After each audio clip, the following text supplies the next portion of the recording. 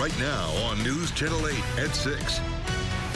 A Polk County woman killed in a fire, but firefighters did not go in. Tonight, we hear the radio dispatch call and the captain's decision to wait outside.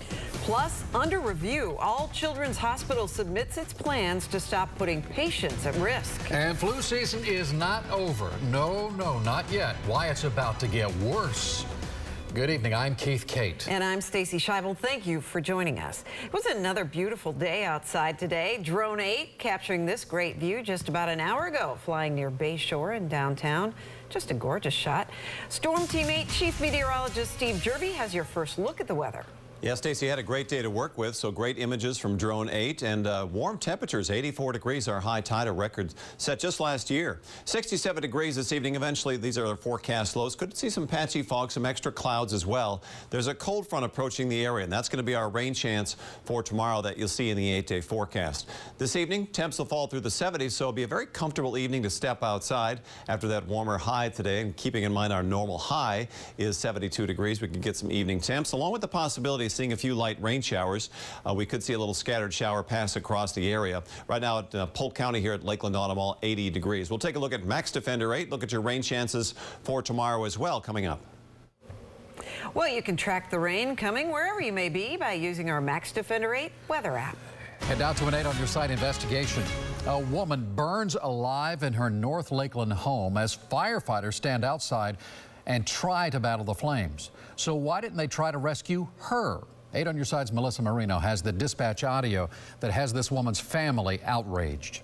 We got a caller advising there's someone trapped inside the structure. November 23rd. This is the first of at least 6 transmissions from a 911 dispatcher to Polk Fire rescue crews, informing them someone is trapped inside a burning home. Captain James Williams acknowledges. We were advised there's someone trapped inside of the structure.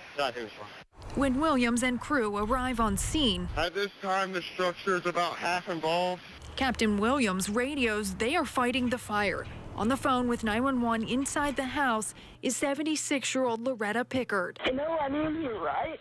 Yes, they know you're in there. Family claims Loretta was within feet of the door. As the house burned down around her, no one went in to try to save her. Polk Fire Rescue's policy is 2 firefighters on the outside before 2 firefighters go in. Deputy County Manager Joe Hallman says in a case like this, that policy goes out the window. There were 3 people on that truck, so 2 in and 2 out wouldn't be an issue. According to the policy, if somebody's life is in danger, 1 person can go and save them. Yet, according to the transmissions, Captain Williams sent no one in. Instead, he waited. Engine 6 and 23, what's your ETA? 1 minute. Copy that, man. When you get here, I need your help up here at the structure. 2 in, 2 out, so we can make entry, see if anybody's inside, please. The county disciplined Captain Williams not for failing to send someone in and save Loretta, but for sending a Snapchat video from the scene. The only error they made was the captain sending that video. Loretta spent her final 20 minutes on the phone with 911. Her last words, too disturbing to play, as she says she's on fire. Hello, Miss Pickard. Hello? Sources within Polk County Fire Rescue tell me human life should always come first. Bottom line, they feel the first crew should have tried to rescue Loretta. Melissa Marino, News Channel 8. Hillsborough County Schools need $7 million for more school security improvements. And today, district leaders met with state representatives to go over the improvements that have been made since the Parkland shooting. The 1-year anniversary of that mass shooting is this Thursday. The district already received $10 million from the state, but needs a lot more. We definitely need to do more in the mental health. I think we need more funding, more education, more counselors in the schools. School leaders say the district has officers in every school, and by May, they will have controlled buzzer systems at every school. Turmoil at Johns Hopkins All Children's Hospital. Federal regulators say there is a safety threat to patients, but the hospital is telling us that it met yesterday's deadline to fix some glaring problems. News Channel 8's Jamel Lene spoke to concerned parents. That's telling me that somebody failed to do what, from the supervisor on up, failed to do what they're supposed to do. Hopeton Johnson's 7-year-old son has had surgery on both eyes here at Johns Hopkins All Children's Hospital. Johnson is on Medicare. If the hospital's corrective action plan doesn't sit well with the Centers for Medicaid and Medicare Services, it won't be eligible for Medicare payments. The next hospital is all the way in Tampa. So you tell me how it's going to help somebody. Sunday was the deadline for hospital administrators to submit its plan to fix issues found by federal inspectors last month. We're told that plan is now under review. The hospital has been out of compliance to receive payments in 4 areas since last September. We take these findings seriously and are continuing to work in close coordination and consultation with both AHCA and CMS to immediately address their concerns. Johnson says he's happy with his son's treatment. He hopes the hospital can fix the rest of their issues. The only thing that we could do is give these people a chance to clean the mess up. At this time, we've been told that there's no one here at the hospital who can give us an on-camera interview. In St. Petersburg, Jamel Anay, News Channel 8. Bradenton police are looking for a killer. Early this morning around midnight, police were called to the 2100 block of 7th Avenue East. They found 24-year-old Joshua Gonzalez dead from a gunshot and 2 others injured. Crime Stoppers is offering a $3,000 reward in this case. Hillsborough detectives have tracked down a suspected killer in Atlanta. Investigators have arrested 26-year-old Joseph Brown. On December 31st, Isaiah Morrison was found dead in a car along Nebraska Avenue around 12:30 in the afternoon. Brown is now going to be transferred back to Hillsborough County. A Pasco County deputy is recovering tonight after a violent attack, and it happened while he was trying to save his attacker's life. And News Channel 8's Avery Cotton is here. She's following this story. Avery, I understand that man didn't go after just one deputy, but several. Yeah, he went after several. Very wild story here. David Wright appeared to have overdosed on drugs at a home in Newport Richey. Well, help was called in, but when he came to, he started attacking those who were trying to help him. Corporal Mitch Bolenbacher was one of several Pasco deputies called in to help out 23-year-old David Wright, who appeared to have overdosed on drugs. We can't take you inside the home for privacy reasons, but when Wright began to wake up, he started throwing punches. He punched other deputies trying to help, then headbutted Corporal Bolenbacher, causing a deep gash on his forehead. All of this playing out on A&E's show Live PD. Corporal Bolenbacher got hit in the head. He got headbutted by the suspect, and as you saw on Live PD, he was bleeding very profusely. In the body camera video, you can see he's able to bandage the cut on his head before going back to check on Wright, who eventually was cuffed and put in the back of the patrol car. Now, Wright is charged with attempted battery on a law enforcement officer. As for Corporal Bolenbacher, he is okay but remains on leave tonight. Well, we have an 8 on your side health alert tonight. Some bad news when it comes to flu season. The CDC just came out with a grim prediction that the flu is likely to increase over the next few weeks. And our Melanie Michael is live at Tampa General for us with more on this bad news. Mel. Stacey, indeed bad news. You know, just when we thought we were out of the woods, so to speak, new information from the CDC. The flu, still a big concern as we approach mid-February. The Centers for Disease Control telling folks flu activity will most likely go up before the end of the month. In fact, doctors at the CDC say there's a 60% chance that the flu season hasn't even peaked, that the worst is yet to come. Experts at Tampa General Hospital tell us flu season runs from October 1st to March 31st, and it seemed as though, compared to last year, this season was tame. But with this new prediction, a stern warning from physicians to get the flu shot. It's not too late. And for Floridians, don't be fooled by our warm weather. Once it does start warming up, yes, the flu incidence does decrease, but it still doesn't totally go away. We have flu cases that go all the way into May, and even in the summertime, there is some still flu hanging around. So, a lot of folks are asking, why was last year's season so bad compared to this year? Well, it turns out last year's flu shot was only 38% effective. This year's, obviously, much better. But again, we're not out of the woods. Get that flu shot. And for goodness sake, stay healthy for the rest of the month and the rest of the season. Washing hands, covering your mouth when you cough. We don't want any flu cases in any families out there. I'm Melanie Michael live at Tampa General Hospital, News Channel 8. A Pasco County girl claims she was sexually violated by an older man. Detectives have arrested 59-year-old Merrill Rush. They say he molested the girl starting when she was just 10 years old. A suspected robber is behind bars, also accused of stabbing a man. Hillsborough deputies say 35-year-old Luke Debbie stabbed a man in the back and took his wallet last month. It happened near Roosevelt Street and Nunde Avenue in Gibsonton. A large fraud ring busted more than a dozen people accused of stealing hundreds of thousands of dollars from Florida banks, including some in the Bay Area. Detectives have arrested 14 people for stealing $131,000 from banks in Sarasota County alone. They say the group cashed fraudulent checks at 26 Sarasota banks and stole almost $275,000. Well, it's unsightly and it stinks. Talking about trash piling up in a Bay Area community. Coming up, residents call 8 on your side for some help. Plus, Senator Rick Scott makes a stop in Tampa today. Still ahead, how he's hoping Bay Area residents can help with the crisis in Venezuela.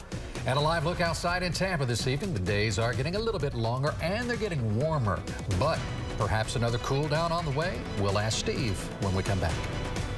Tonight, the tax surprise. Why, for a lot of people this tax season, the numbers aren't adding up like they used to. We've got some important information you should know. And then polar bears attacking people, entering buildings, and terrorizing island communities. The story tonight on NBC Nightly News. Mounds of trash piling up at a Clearwater mobile home park. Residents claim management is not doing anything about that, so they contacted 8 on your side for some help. News Channel 8's Chip Wazowski joins us live from the Tampa News Center with the story. Keith, RHP Properties owns the Boulevard Estates mobile home park. Its president sent us a statement saying a clerical error caused the delay in trash pickup and the problem has been resolved. At least one resident told me he believes that's even more garbage. One of those homeowners sent 8 on your side pictures of the trash piling up.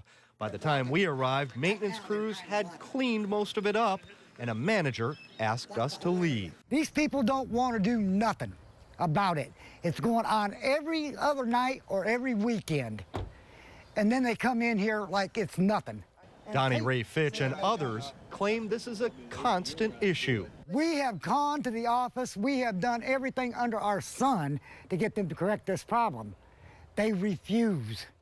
In July, residents blew up the 8 on your side hotline complaining about ducks overrunning the complex. I don't know if you can see it on TV, but there was one that walked over here by the street over here, made and took one big in the streets. I mean, it was big. A big crap. Residents tell me management did take care of that issue, but now they're dealing with another foul problem. It's totally aggravating. It's beyond that. It smells. You can smell it in the air. Some believe the park's owner simply doesn't care. You know what, sir? My name is Rent Check. That's all I am. I'm a rent check. The president of RHP went on to say the safety and well-being of his residents is top priority. The folks that I spoke with plan to hold him to that and contact us if the trash doesn't vanish. Live in the Tampa News Center, I'm Chip Wazowski, News Channel 8. Today, Senator Rick Scott stopped in Tampa to address the crisis in Venezuela. He met with Bay Area residents from there, concerned that help makes it to their families there in need. Senator Scott sat down one-on-one with us and said he wants to peacefully resolve the political turmoil in Venezuela. This is when we have to put the pressure on. We have got to get Maduro to step aside, and then we've got to get free and fair elections called as quickly as possible. Senator Scott also said he hopes to avoid another government shutdown here in the U.S. He says he fully supports President Trump's idea of declaring a national emergency to fund a wall along parts of the Mexican border. Choosing the right contractor to work on your home can take a lot of time. Now, if you choose wrong and the wrong contractor, you could end up with a disaster on your hands. 8 on your side's Shannon Benkin is working on a special report to show you how to choose wisely. I get calls from people who've lost $500 to more than $100,000. And most of the time, it could have been avoided if they had made better choices when they hired their contractor. By the time homeowners call me with their contractor problem, it's bad. No working kitchen, houses torn apart, and contractors that ran off with their money. Sometimes they find out way too late that their contractor has a shady history and doesn't even have the right license to do the work in the first place. Join me tomorrow at 5, and I'll show you how to check out your contractor and negotiate your deal to avoid contractor hell.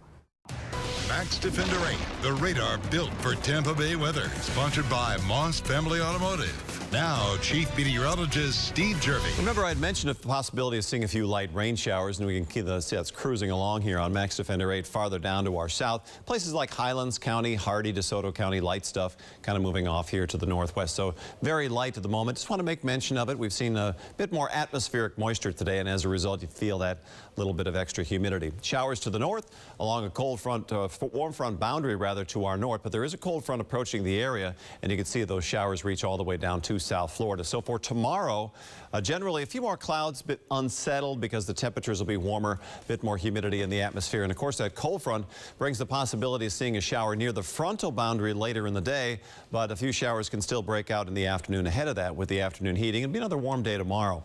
79 degrees here at the Lakeland Auto Mall in Polk County. We have 77 at Connerton. What a beautiful shot here in Land O'Lakes with a south wind, 52% relative humidity. Hyundai of Newport Richey as well, 72. We have a west wind. I just got some great sunset camera views here at the moment, and same story at Lakewood Ranch here, 78 degrees. What a comfortable evening really for this time of year. Our February high temperatures, we topped out at 84 today, tied a record high set just last year, but all of the temps have been at or above the normal temperature. Gordon Silver out at the State Fair today, getting a shot here of some acrobatics going on. Look at that blue sky in the background, though. Marine forecast, south to southwest winds tomorrow, probably increasing a bit later in the day as the front approaches the area. Light chop bay waters are forecast planner then for tonight and tomorrow. 67 degrees, 77 degrees at noon, 82 for tomorrow at 3 p.m. Temps still pretty warm, but that will change once that front moves through. I mentioned that record high we tied, 84 degrees, set just last year, so it was a warm day. Some upper 80s, some of the inland areas. 70 now, Clearwater, 77 Zephyr Hills, 78 Bradenton, 83 in Winter Haven. RPM forecast computer model for this evening, mild, muggy, just a small chance of seeing a shower. Of course, I mentioned Max Defender 8, and you saw it yourself. Some low clouds and some fog to start the day. When you add moisture into the atmosphere and temperatures cool down, we tend to see this happen, especially this time of year. As we get into Tuesday afternoon, next front will approach the area. Rain chances are rising a little bit. Note that possibility of seeing some showers develop ahead of that front interior. And then later in the day, we see some shower chances. Even into the early part of Wednesday, we'll leave a small shower chance. You can see the trailing cold front here. High pressure will build in. That'll provide a cooler platform for the area. Temperatures pretty close to our average highs. On the long-range European computer model forecast, cold front, there it is. That'll bring a decent rain chance and pushing through the area. Same story here as a drier and cooler air will build in for a short period of time. Won't be long before temperatures shoot right back up again. 74 degrees for Thursday. There's a rain chance there too at 40% for tomorrow, especially the second half of the day. But really in the afternoon, as I mentioned, that could see a pop-up shower. As we get into next week, temperatures stay pretty warm here, and that includes low 80s all the way into Monday and Tuesday. Overnight low temperatures too will be cooler for a brief period of time. Temperatures overall been really warm for February. I don't know, feels pretty good to me, guys. I agree. Yeah, no complaints. Thank you, Steve. Well, the Lightning host the second best team in the standings tomorrow night. We're going to have a preview. A live preview coming up on that. Plus, we're still waiting for win number 600 when a local high school coach might get a shot at a milestone.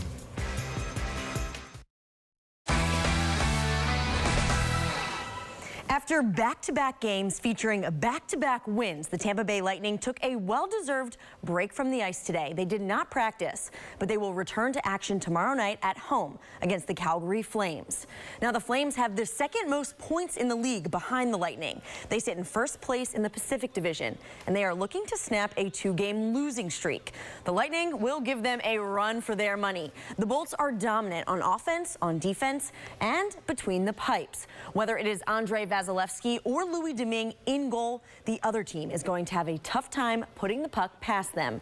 Domingue actually recorded his 10th straight win on Sunday night, setting a new franchise record. Now, the start of spring training is nearly here. The Tampa Bay Rays' first game is 1 week from Friday, but the team will host a press conference at Charlotte Sports Park in Port Charlotte tomorrow. We will hear from the Rays manager, Kevin Cash. There he is right there, the general manager, and the senior vice president of baseball operations. The first official workout for pitchers and catchers will be on Wednesday. However, the majority of the team is already hitting the field. They must be excited for the start of the season. Now, the head coach of the Jesuit High School basketball team is still searching for his 600th career win. Neil Goldman and the Tigers lost a close game against their rival, Tampa Catholic High School, on Friday night. They will have the chance to win tomorrow in the district semifinal game.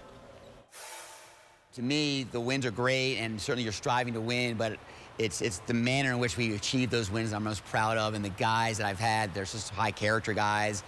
And it just, you know, all those names start coming back to you that, of course, are part of all that success. He has an ultimate passion for the game, which makes it fun for him and makes it fun for everybody else. And he has a high integrity, so he's a great man, so it's easy for people to get behind him. So the Tigers will play the winner of the Middleton-Jefferson game. Now, he's not going anywhere. I mean, he's got games to come. Yes, and the assistant coach wants him to stick around for sure. Maybe talking to win number 650 or something down the road. All right, thank you, Gabby. Well, don't go anywhere. Nightly news coming up next, followed by News Channel 8 at 7. And we'll see you back here tonight on News Channel 8 at 11. Good night.